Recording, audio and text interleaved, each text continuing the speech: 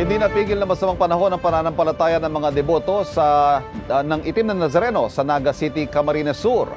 At live mula sa Naga City may report si Cristo Bello ng GMA Regional TV, Balitang Bicolandia. Chris?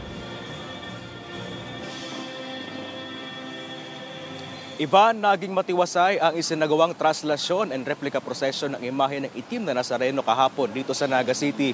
At tulad ng inaasahan, Ivan, dinagsa ito ng maraming deboto. Viva Jesus Nazareno! Mag-alas 7 kagabi nang tumulak ang traslasyon at replica procession ng imahe ng Itim na Nazareno mula sa Holy Cross Parish sa Barangay Tabuco, Naga City, Camarines Sur patungo sa Plaza Quezon. Bagamat sinabayan ito ng malakas na buhos ng ulan, hindi ito naging dahilan para ihinto ang prosesyon. Pagdating sa Plaza Quezon, isinagawa ang pagbibindisyon sa mga replika ng Itim na Nazareno na dala ng mga deboto. Yung binili namin, maliit lang. Galing pa to sa Quiapo, binili namin. Pinilahan ng mga deboto ang pahalik sa imahen. Ayon sa simbahan, matiwasay ang kabuuan ng traslasyon. Generally, peaceful naman po yung procession natin.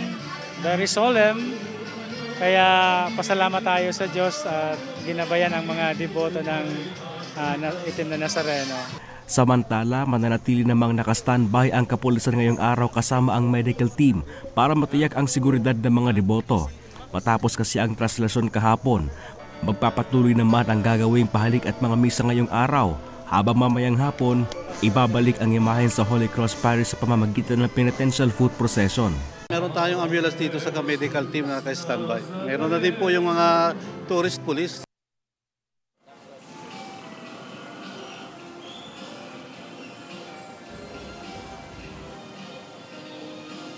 Ivan, sa ngayon, kakatapos lang ng unang misa na ginawa dito sa Plaza Quezon. Ngayong araw, mahaba pa rin, Ivan, ang pila ng pahalik para sa imahe na mananatili dito hanggang mamayang hapon bago muling ipoprosesyon pabalik sa Holy Cross Parish.